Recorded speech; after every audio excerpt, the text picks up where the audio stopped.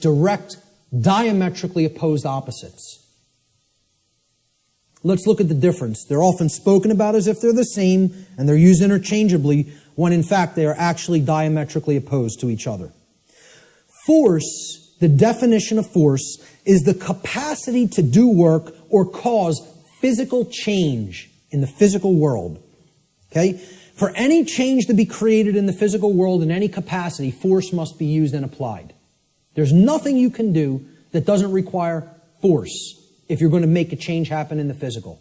Okay? So, to set up this equipment, force was required. We had to lift it, we had to set it up, we had to plug in the cables. Force is required to do all those things. It's the capacity to perform physical activity, physical work. Okay? Action, force is actually action which is in harmony with morality and natural law, because the taking of it, the usage of it, doesn't violate rights of other people. So as soon as you're stepping over the line into coercive usage of force, that becomes violence. The initiation of force for coercive reasons, for coercive applications, becomes violence. That's what makes it violence. Force itself is not violence. As such, force is action which one always possesses the natural right to take, and this includes the defense, the physical defense of someone's person, their body, against the act of violence. Force may be applied in that situation. When you are accosted with violence, you do reserve the right to use physical force defensively against such an assault. Violence, on the other hand, and this is the key to keep in mind with violence, it is the immoral initiation of physical power to coerce, compel, or restrain unrightfully. No one has the right to ever enact violence, because violence is always starting it. Initiation, that's the key word there.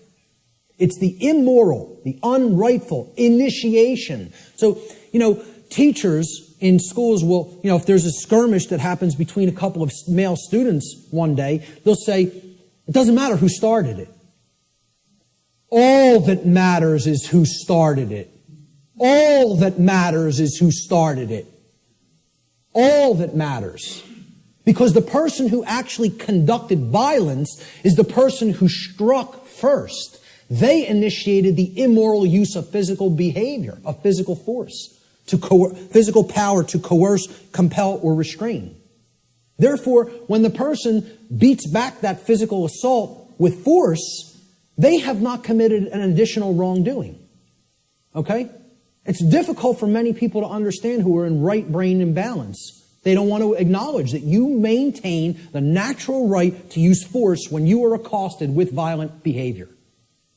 If someone just came up to me on the street and started swinging, okay, because they want something I have, or just because they don't like the look of me for whatever reason, they don't have the right to do that. If I replied by beating back their attack with sufficient force to put that action down, how many wrongdoings would have been committed? One. Correct. One. Not two. One. Because I maintain the right to defend myself with physical power, with physical force when necessary, when violence, meaning someone else started the immoral behavior.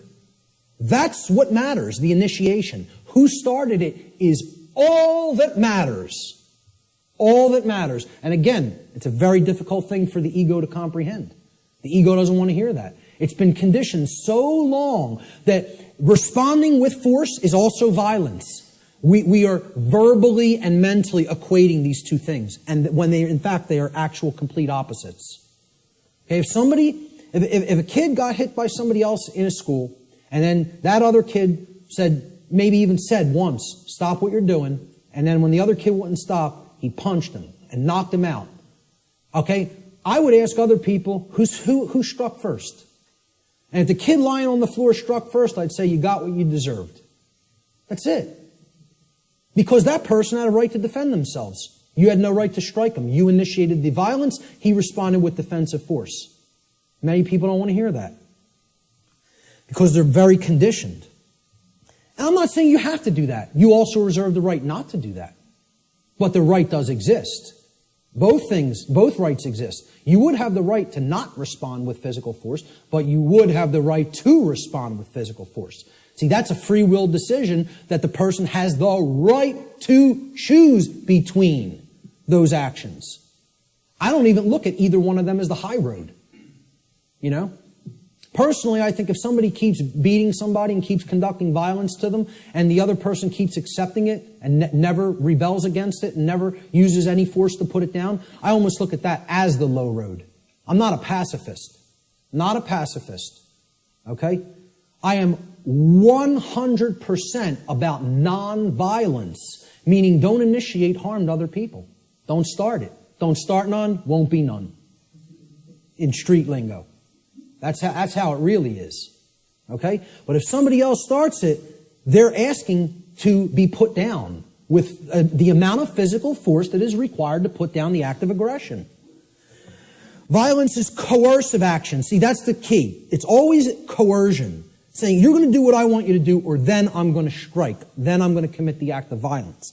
It's coercive. It's action which is always in opposition to morality and natural law for the very reason that it involves the violation of others' rights. That's why it's called violence. It's a violation.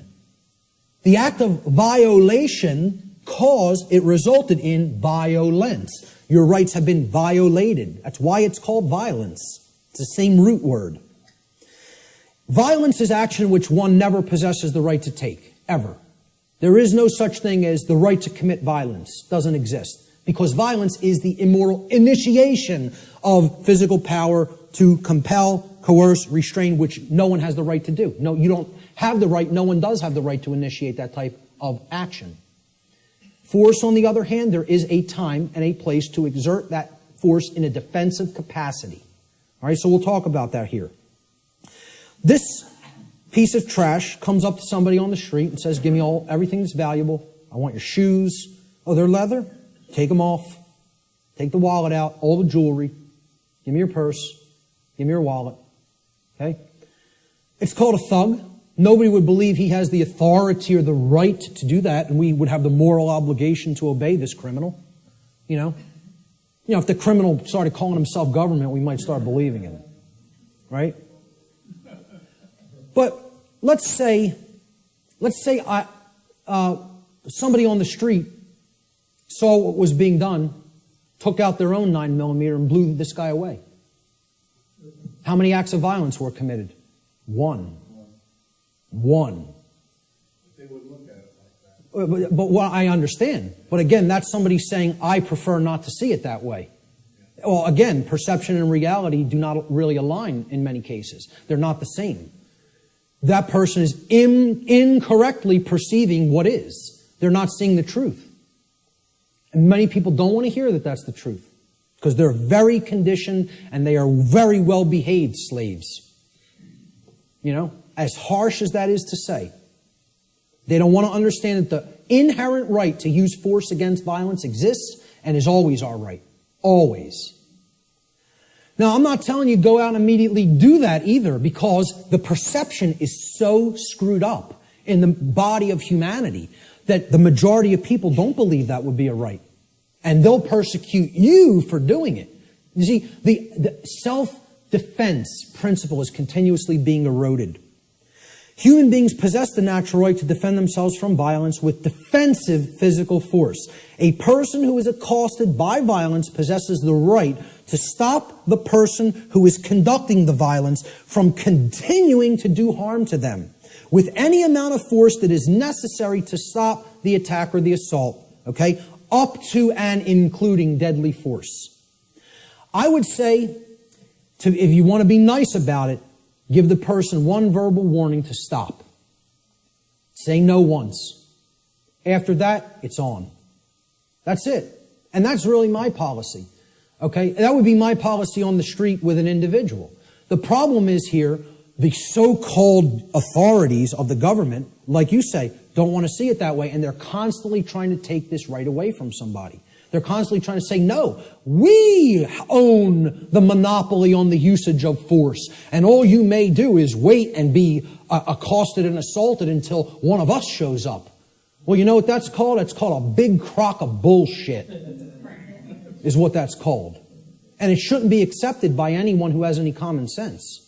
Shouldn't be accepted by anyone. Unfortunately, again, like I said, people are very, very well conditioned. And they think that this is an example of two wrongs don't make a right. There's no two wrongs committed there. There's one wrong committed, and then there's a right that is being exercised. Big difference between exercising a right that involves the defensive use of force and committing a wrongdoing which involves the initiation of violence. And people got to get clear on this. They have to get clear on it.